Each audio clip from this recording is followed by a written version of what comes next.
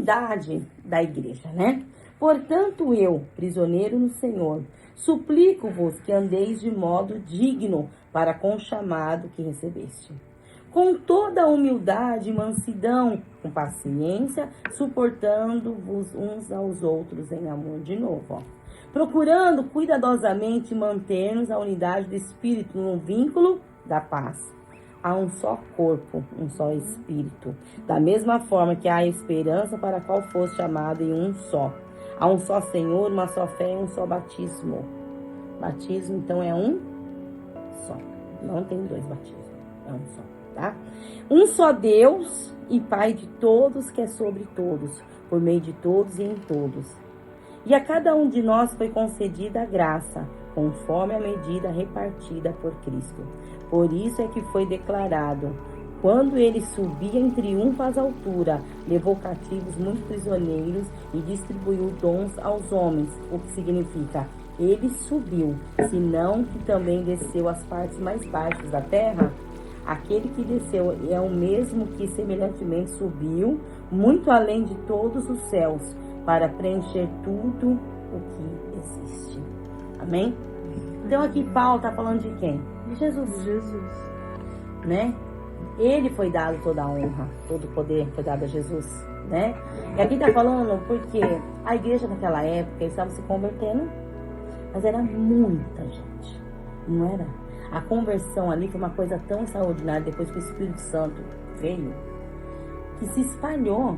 O primeiro batismo a primeira pregação de Pedro, 3.000 almas se convertem ao Senhor. Imagina, para batizar 3.000 almas. O segundo já dobrou um pouquinho, 5.000. E isso não sei se está contando mulher e criança. Né? Que naquela época eles contavam mais dos homens, né? Então, vamos ver, lá em Atos a gente vai ver que a obra começou a crescer de uma tal forma, assim, se alastrar, que quem tinha tinha duas propriedades. Vendia uma, ajudava os irmãos na fé, em amor, os mais necessitados. E por causa dessa unidade, desse amor, dessa união, a obra se expandiu. Uma palavra certa? Expandiu, né? A obra cresceu. Palavra certa, né? Então, a gente vê o quê? Aqui em Éfeso ele está falando a unidade da igreja. Por quê? Eu, prisioneiro no Senhor. Então, aqui ele já estava preso. Mas a prisão dele era física, não espiritual. E quantos estão livres fisicamente e presos espiritualmente? Está preso aonde? Aqui e aqui. Preso na mente, porque a Bíblia fala que o inimigo vem o demônio, vem o diabo, vem aprisionar pessoas na mente, na alma, no espírito. A corrente é de mão, de pé. A pessoa quer ir para frente, não consegue. Está preso espiritualmente. E ele preso fisicamente, mas livre. Uma coisa linda, né? E dentro da prisão, isso não impedia ele de pregar, de exortar, de ensinar. E mandando obreiros, mandando cartas, e ensinando a igreja. E aqui ele está falando a importância do amor, da humildade, a paciência, o chamado que cada um tem. Eu tenho meu chamado, você tem o teu. A Margot, a Eliana, cada um de nós temos o nosso chamado.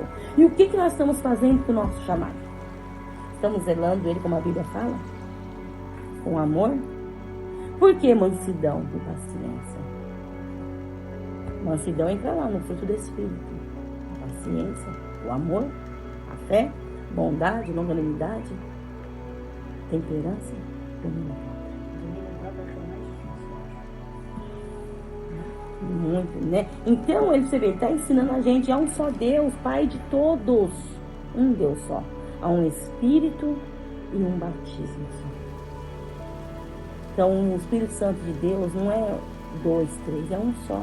Ele testifica comigo, com você, com você, com você. Deus, quando ele traz uma palavra, uma profecia, uma revelação, ele traz, fala uma vez.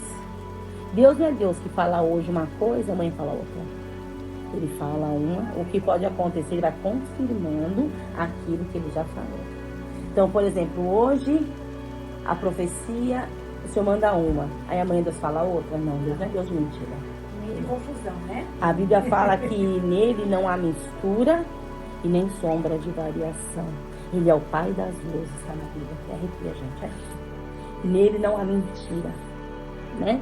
Não tem máscara. né? Muito importante isso, né? E o que eu achei aqui muito importante. Então, aí o que o apóstolo Paulo está falando, né? Quando ele subia em triunfo às alturas, levou cativos muitos prisioneiros e distribuiu dons aos homens. O que Jesus fez aqui? Tinha um lado, separava, vamos dizer, duas partes, pra vocês entenderem, no espiritual, que as pessoas que morriam salvas ficavam ali. Quando Jesus subiu em triunfo, o que aconteceu? Ele pegou esses cativos, até arrepia, e levou. Olha, os salvos no Senhor, os santos, que a Bíblia chama, estão salvos no seio de Abraão. Abraão, como quero falar, né? Ele está reservado neste lugar. Aí o que Jesus faz agora? Por que 3 dias? Aonde que Jesus desceu agora? Na profundeza do abismo lá, no inferno. O que Jesus foi fazer lá? Uns falam que ele foi pregar para as almas que estavam lá. Talvez muitos que estavam ali não ouviu falar de Jesus, não teve encontro com Jesus, não teve encontro com esse Deus. Foi pregar para as almas em prisão. Olha que coisa forte a Bíblia fala.